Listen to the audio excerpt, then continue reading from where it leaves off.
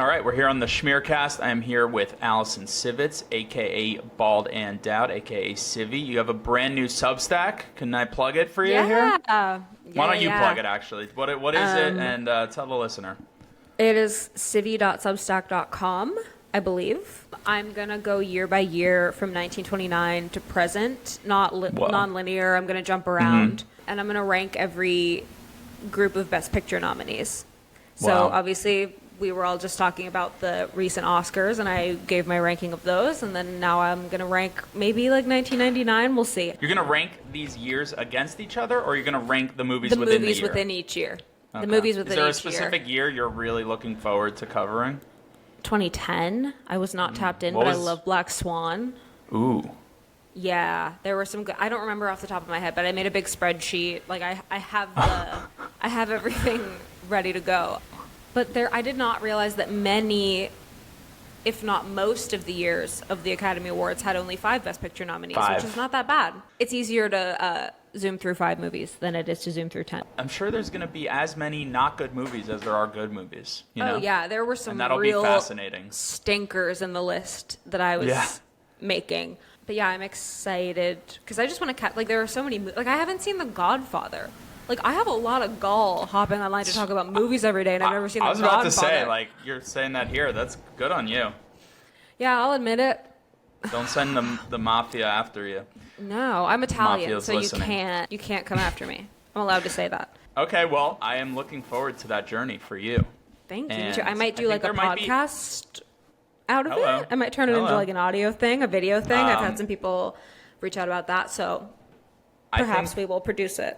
I think it might be as fun to see some bad movies as it is good movies. I feel like there's more to learn about how tastes change with the bad than the good. Absolutely. But we're not talking about movies. We're talking about TV. The show, if you've been listening for the past few weeks, is White Lotus.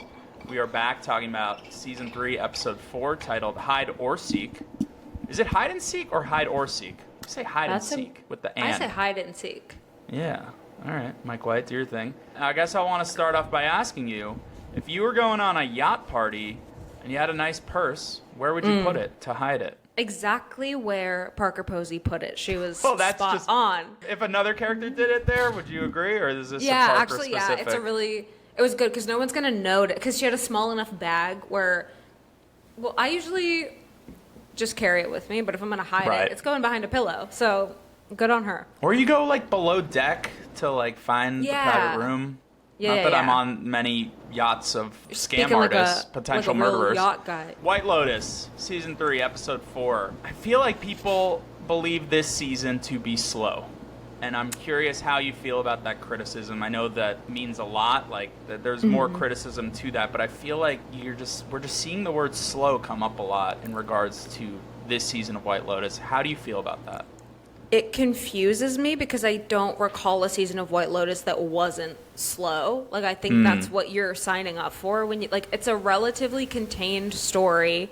There are very specific groups of characters, and you're watching relationships unfold in these, like, micro interactions. So I don't know if, like, if you want to watch Lord of the Rings, go watch Lord of the Rings. But, like, this is not a big epic. It's just like people hanging out at a resort. So I don't. Man, you're alienating the Italians and the Lord of the Rings nerds today. You're really coming after male culture. Wow. No, I think The Godfather's inherently feminine, actually, and Goodfellas. Anything with groups of men. This is why I love Oppenheimer. It is kind of like inherently. Like the girls are going at each other's throats. They're like gossiping. They're coming for each other. So you're not put off by White Lotus's pace so far. No, it's White Lotus. Like it is like this. I don't recall a season that wasn't similar to this. I think people have maybe just settled into it, so they're looking back on past seasons. Lesser attention spans than ever. That's possible. I've been out there on the interwebs defending this season and defending it here on this podcast. I really like this season of TV. That is until this episode, I have to tell you. Yeah. This episode was the weakest of the season. It felt like a half step forward instead of a full step forward. Yeah. We talked about how last week everything was set up so beautifully and we're ready for action. And you're like, here comes the craziness. And then, oh, wait, sorry, you got to wait one more week. And that kind of tease annoyed me a bit with this episode. I agree. Also, I think a lot of characters were on the boat, but nothing really happened on the boat. I know. I was ready for such craziness on that boat. I know you are annoyed by Rick, which we can get into, but he is kind of my favorite character, I think. I am annoyed by Rick. I was going to tease it out, but you got me. That's my pain point still. And I felt like this episode just exacerbated the issue with that character even more. I thought that this was, like I said, pretty weak. Still a lot of fun to be had, but kind of felt like padding instead of the meat of the thing, the action. I agree. And I thought we were set up for some explosiveness, and it didn't come. Yeah, and that's not to say I don't like a padding or a fluff episode of something, but when a show is as lean as 8 or 9 episodes, you kind of have to go full force. You're right. No, it's a great point. The game board's going to reset after this season. Every episode matters. And so even though this is season 3 of White Lotus, it's almost like it's a limited series, and this is a critical episode within that limited series. So I get your point. Some great lines still, some good performances. I'm still very entertained. But even I am on delay. Chop, chop, let's go. Yeah, let's go. After this episode. I think I'm a patient person when it comes to TV, but this is even stretching it for me. You sound like you maybe like this episode a little more? I think similarly to you. Yeah, there were no real standout moments for me. It was just kind of okay, I'm getting more of the story that I have to get in order. It's a means to an end. We'll figure out what happens, and I have to watch this in order to get there. But I wasn't locked in. Let's get into the episode. Still some fun to be had, like we said. Opens with Jacqueline. She's on the phone with Harrison. Could you recognize the voice? You said you're an amazing voice recognizer. I replayed it so many times, and I couldn't. It sounds. Any guesses? That voice is so familiar. No, it's fully left my brain now. It was such a generic voice. Okay. But I know it's someone, and I Googled who plays Harrison, and the Google AI was there's no one named Harrison in White Lotus season 3, and I was think you AI for all that you do. Good You're work. so good. Yeah. No, it'll eventually be revealed, I think. Right. Because they did the whole thing about Ki-Hee Kwan. So when we find out, it'll annoy me because I'll have been close. Close, but no cigar. Yeah. Belinda hears a noise in her room again, but we don't know what that is yet. Little call with Zion. Sounds like he's on the way. Mook mentions to Gaitok that she's performing later on, which is what we were really hoping for. Yeah. Does that performance actually come?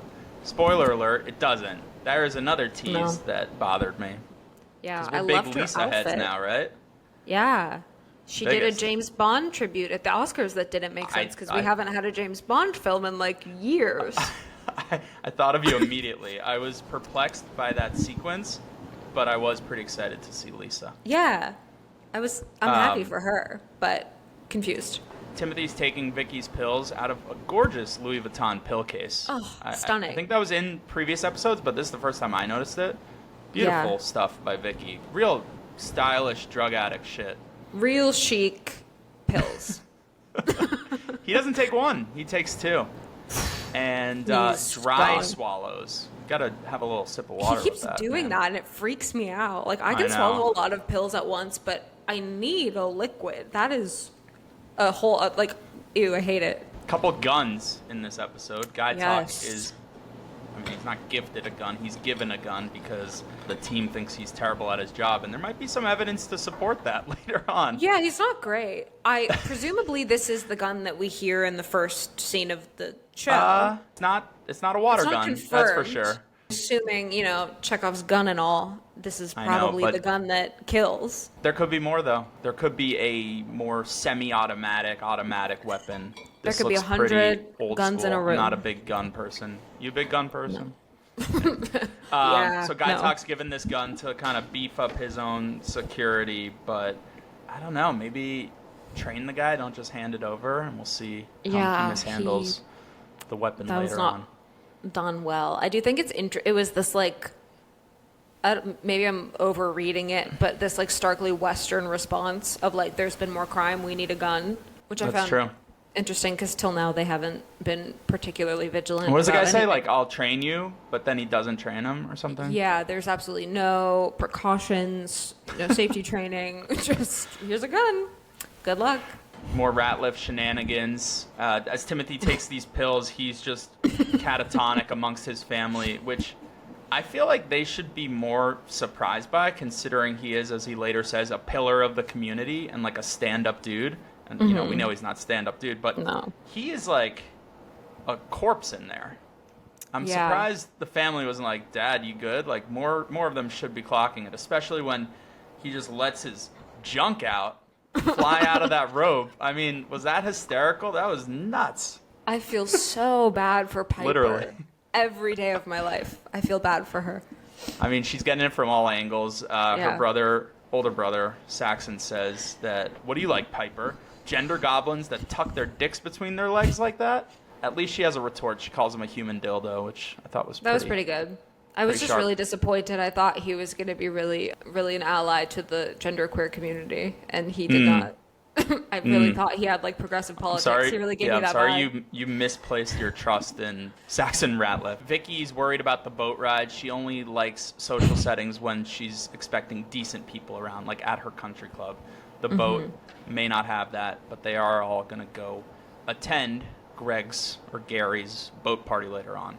But yeah, that Jason Isaacs dick flop was scarring, shocking, funny. Yeah. I got a big kick out of that. The episode could have ended there. And I would have been like, sure. Our ladies leave the property. They say that the hotel is a little dead. Yeah, in a week, it will be a lot more dead. Yeah. So, clock they have no idea what's coming. They go to a hotel that is arguably even more dead than the White Lotus with old folks. Do you think Jacqueline was specifically perceptive to the old people at this hotel as an actress? Do you know what I mean? Yes, like, do you think that's why she seizes absolutely. on that? And I had a little like nerd out moment because it absolutely is like because of her vanity, because she's an actress. I love body horror, and I'm reading this book right now about like women in horror and how their bodies are, you know, used. Sick. Share it with the listener, please. I Drop don't a remember. name. It's called Women Make Horror, and I was so pissed off after watching this that I left that book in New York. This was like a really good nod to the recurring idea that the image of like an aging or an imperfect woman should incite disgust or panic. I'm like, really, I don't know how deep I should go into this, but there's this essay called Horror and the Monstrous Feminine, An Imaginary Objection by Barbara Creed, and it's like the only one I can remember off the top of my head, but she basically like, she talks about how like there are horror films and mythology where like there's like a garbage movie called Teeth, where like there are teeth in the woman's vagina, which is like we don't have to get into, but like this idea that like a body is so horrific, or like Medusa, you look at her and it's, you know, you should be scared, and we're, you know, you watch a movie like Barbarian and this old woman's body is like this point of horror. Hagsploitation. Yes, and even in like The Worst Person in the World, that movie from 2022 by Joachim Trier, there's a moment where Julie, the main character, does mushrooms, and she has this like ego death, and it include like when she's tripping, her body turns into this like big saggy old thing, and it's kind of horrifying but also very freeing. So I love body horror. I love the way women are an integral part of it, and this was really like, I thought the panic of it was done very well. And so is it mean of Jacqueline? Is it relatable of her? Is it all of it kind of? It's not nice. Like, I don't think she is particularly kind to people who maybe don't look up to standard or whatever, but it's also like it's that thing of you can't fully blame an individual for existing within a system that makes them think this way and makes them perceive other people's bodies this way and their own bodies this way, and like internalizes all of these harmful things. So it was kind of humanizing almost, because she really does have a deep-seated fear of aging and not looking perfect, and that's sad. That's a sad way to live. Right. I think she's also taking it incredibly personally that Valentine recommended this hotel for them, which is Valentine equating them with old.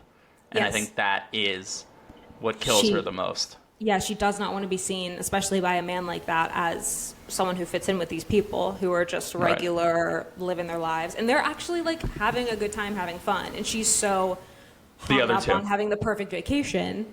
The other two and everyone else at this hotel, not the White Lotus, the other place they go. But she's so hung up on these little things that she can't enjoy any moment of her trip. Right. They get the hell out of there. The book we were discussing, Women Make Horrors, by Alison Pierce. Yes. So if the listeners want to pick that up, so he's going to be holding a dissertation on it too. later on. I love body horror. Shout out to The Substance. Shout out to The Substance. Their story doesn't end there. They exit this hotel and they actually come back to the White Lotus, grab Valentine, say, take us somewhere fun, and he brings them to the middle of the market in town where they are blasted by water guns from the local youth. Didn't like all these guns flying around, but I knew they were full of water, not bullets like Gaitok's gun. Very funny sequence as it starts with a little spritz and it turns into a deluge as these white women race up the street in the middle of Koh Samui to try to escape the water guns of the kids. Did you get a kick out of this? It was great. It was such a good encapsulation of that Western tourist idea of I'm going to intrude on your lives and expect you to accommodate me. And I loved watching them get soaked. It was also shot, like, not to nerd out, but like I liked the way it was shot. And then when they went into the little store, I thought it looked very nice. It was kind of a break from what we normally see. Sure. So yeah, and then the visual gag of them in the store thinking they're safe. They turn the corner and the children are still there waiting to get them again. Loved it. I would have loved to have seen more of that unfold, like them escaping the store. Like that was really fun. I don't want to read too much into it, but these are the kind of things that could bring them together instead of pull them apart. I feel like these women are like at each other's necks, but this is the sort of fun, wacky adventure that if there is a chance of this friendship rekindling between the three of them, this could be the kind of event that spurs that, you know? Yeah, and going back to what I was saying earlier, it's exactly the kind of moment where vanity is completely taken off the table because their hair is ruined, their clothes are ruined, they don't look good, and they all they can focus on is being together and bonding and being in the moment in this and situation. Surviving these children and their water guns. So there is an element of like ditch the idea of how you look for a minute and just enjoy or not enjoy, but be in the moment. And they're not used to having to do that. There's no time to gossip about each other when you're in a situation. The other main event of the episode for sure is the boat party. This, I gotta tell you, did not live up to expectations for me. Not at all. Maybe next week. Didn't for you. I mean, we said that last week though, you know? Yeah. We've cut a lot of the fat, I will say. Like, there were a lot of people on this boat who nobody cared about. Especially Parker Posey's character did not care about anyone on that boat. Now that it's just like a handful of people who we all know, maybe next episode it'll be what we were looking for. Right. Timothy takes more of Vicky's pills. He doesn't just take them, he takes the bottle.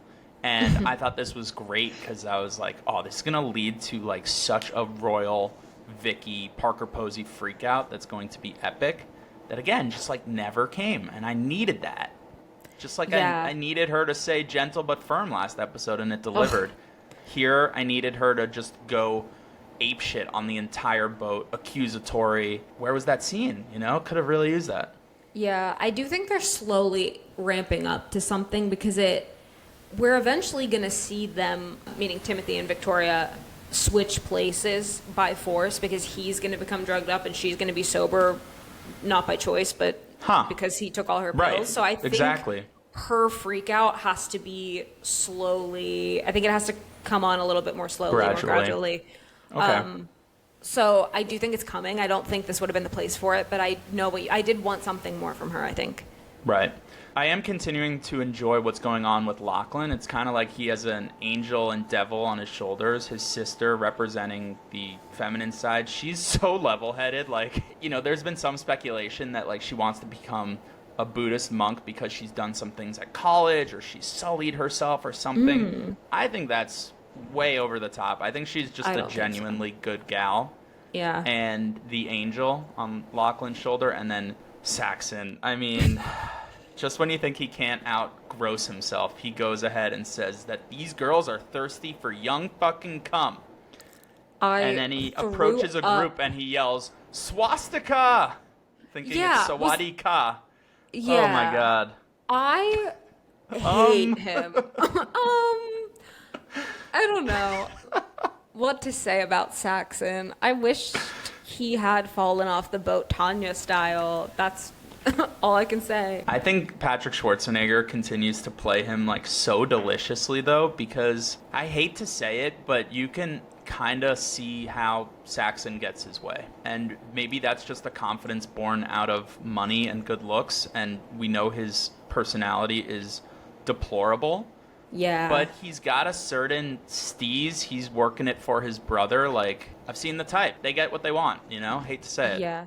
I also did, like, in this, again, maybe I'm off a little because Saxon is absolutely kind of vibing with Chloe, but Lachlan has this inherent charm that comes with his being more open to femininity. Right. Almost think it's going to lead him to eclipse Saxon and piss Saxon off and push him over the edge because his brother doesn't have to try 1/10 as hard as he does, and he's just naturally, I think, more appealing to women because he's not like disgusting and repulsive. But well, you're missing a key factor with Lachlan, which is he's got posture? magic game. Yeah, that's what I'm saying. Kid's a magician. He's like literally. Joe Bluth. He's like David Blaine out there. Yeah, that's what I mean. Like he's just doing his thing. He's obviously such a magic kid. Yeah, it all clicked for me when he pulled out a magic trick. I was like, oh, that's your vibe. Of course That's going to be is. his thing. Yeah. No, I actually do love your point about having the masculine and the feminine and him being like the super version of the two siblings, you know? Maybe Piper, for as sweet as she is, maybe she does need a bit of an edge, and we know Saxon needs to take a bunch of edge off, you know, because he's disgusting. Yeah. Lachlan could emerge out of this taking the best traits of both of his siblings. So I think that's really smart. And we have seen that dichotomy of like the feminine side, the masculine side, how he covers his leg when he's in his posture class. So really good point. Drugged out Tim was hard to watch. For as smart as Piper is, I'm so baffled that she didn't take one look at her dad and be like, oh, that's where mom's pills went. Right. It doesn't. Right. That didn't quite work for me because I'm like, I know especially Piper if would know he is this. such a paragon of virtue usually. That's kind of what I was saying earlier. Like, especially if he is always with it and sharp, he's the trip planner, he's making the money for the family. If he is catatonic, someone should pick up on it, right? Yeah. Also, like the way he like slowly gazes at her and tells her how much he loves her and how perfect she is, and he like grabs her face. Like you. Question about that: like, sweet or incestuous? I think it was sweet, but like I hope it was sweet. I think I've killed the part of my brain that would ever allow me to even like clock that as incestuous because it's just like too like disturbing. I think These are the rat lifts. I know. I didn't read that as incestuous. I think he's just so drugged up and like actually appreciates his daughter and is feeling regret for what he's done. This is something I think is really well done because I've seen families kind of like this in real life, and I think a lot of the time when the mom is checked out and kind of drugged up, the daughters will have like actually a kind of sweet relationship with the dad. And I feel like Piper and her dad are kind of like the closest of the family, maybe besides her and her brother, but like parent to child wise, they seem like a good pair. Interestingly, muddies what you said last episode, which is that they don't really care about her because she's the middle child. But that being said, maybe he should recognize that in Piper, he has the most level-headed kid right there. No, I didn't say that they were going to not care because she's the middle child. I think they were just kind of like checked out in general, and the idea of her going there wouldn't really cause an issue. But I think the dad obviously does love her, and I think they're like the tightest parent-child bond I've seen. And of course they would be sad if she left in some, deep part of them, but I didn't think there would be any kind of like huge explosion or like pushback to her. Right. I think both of those things can coexist. So it's time to talk about him. Your favorite, starting to be my least favorite. Yeah. Rick. Yeah. I love Walton Goggins. Let me start by saying that. I think he is a great performer. Goggins' thirst continues online unabated.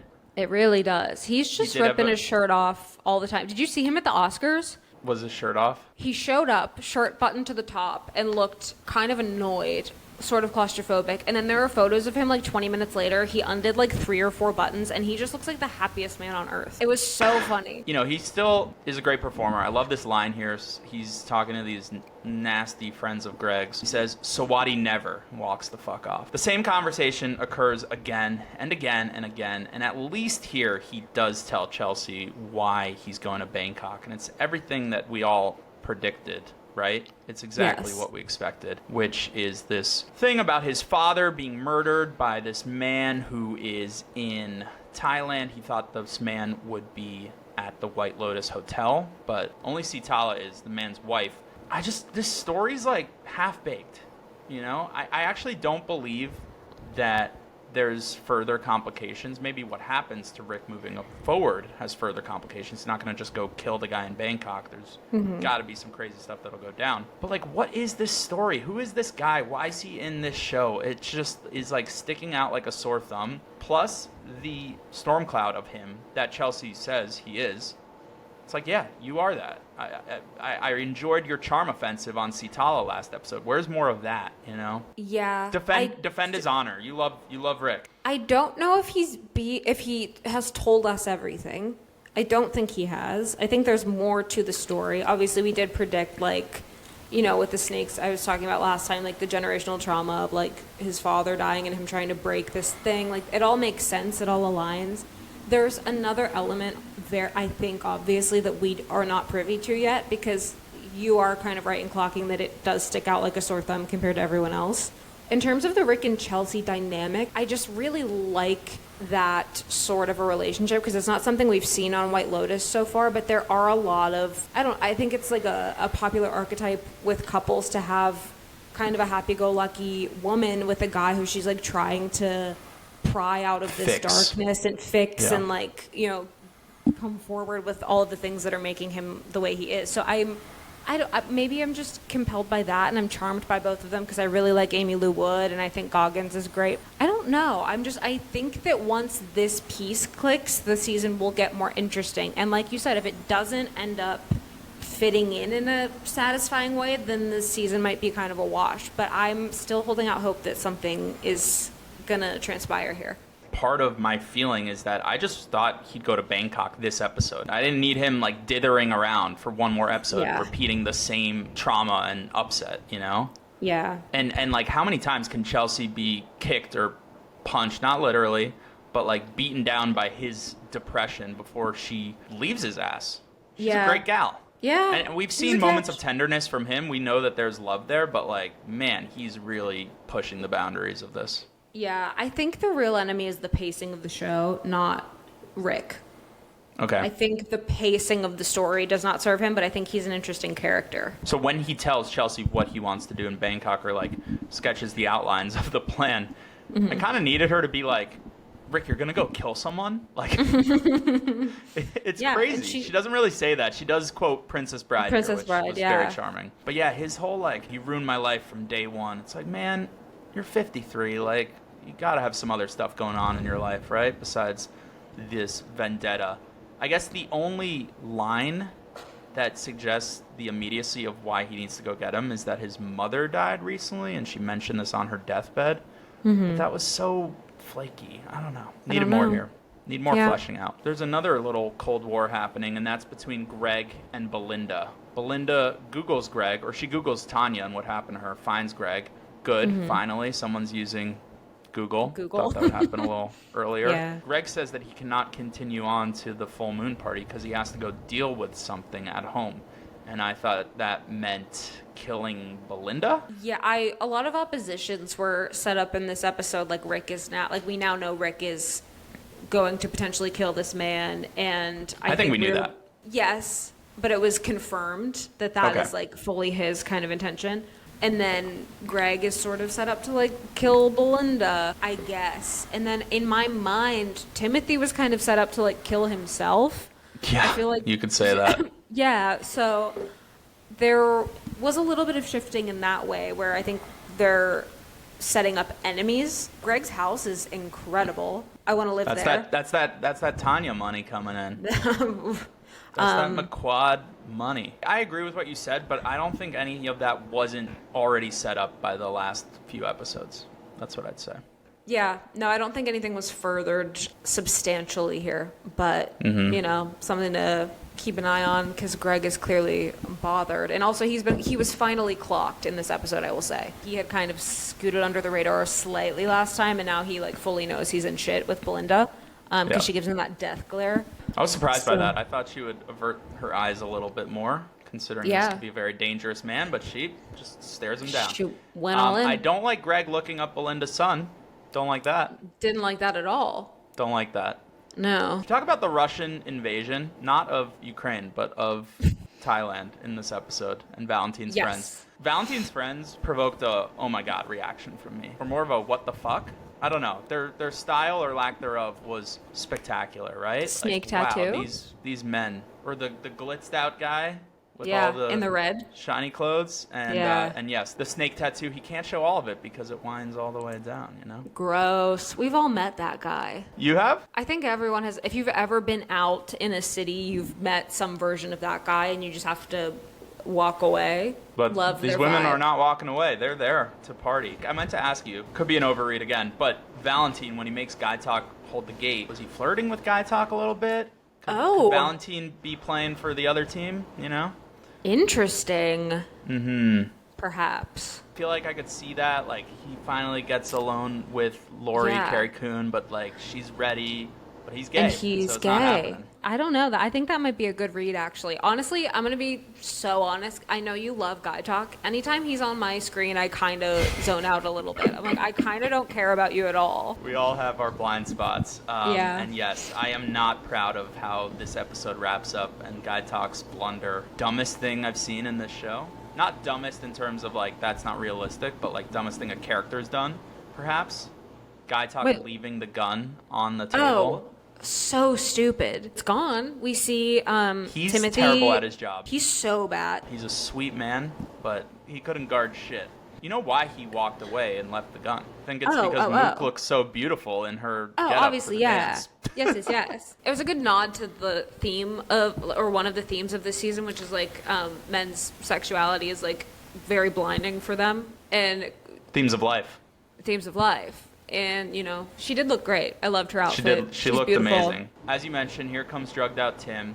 It's all snapping into place. You know what's going to go down, and even though it's troubling what Tim takes and, you know, the situation, there is some satisfaction in, like, seeing this play out. It felt almost like theater in a farcical way. I'm mad at Tim because he was talking smack to Pam, and we're on Protect Pam watch here on the SchmearCast podcast. Yeah, to give Tim the benefit of the doubt. If Please. I were potentially going to go to jail for money laundering, I think my patience would not be great. He gets the phone from the bag from Pam. He's very mean to her. Don't be mean to Pam. He sees all these texts. I thought it was going to be like phone right back in. Just like pretend I didn't see that, you know? Again, we talked about this last episode, but the phone being like a source of evil. Yeah. In fact, it's all three of the evils. It is speak no evil, it is hear no evil, it is see no evil. Like, it is an evil object, and should he have not picked it up in the previous episodes or in this episodes, he could have found his own salvation. Maybe not. Maybe it's all coming for him still. To pick up the phone in that moment, when he's high, when he's at a low place, that's why he goes and picks up the gun to kill himself, because he looked at the phone. Did Timothy pick up the gun? 100%. I completely missed. Wait, what? That Gaitok leaves. The gun's on the table. That's the implication. Did it show him grab? I know that it was implied, but did it show him grabbing the gun? It did not show him grabbing the gun. Okay, I thought that's but what you were saying. I think he definitely did. Yes. And okay, if he did but not I wanted see to those talk about troubling this. notifications on his phone, he wouldn't be in a suicidal place. Gaitok leaves because he's terrible at his job and leaves the gun. Timothy just saw all these terrible notifications on his phone. He's feeling suicidal. And he walks Sees by the and just gun. grabs it. We don't see him grab it, but he comes into the lobby now. Here's how we know he has it. Pam says, "Would you like to give that back now?"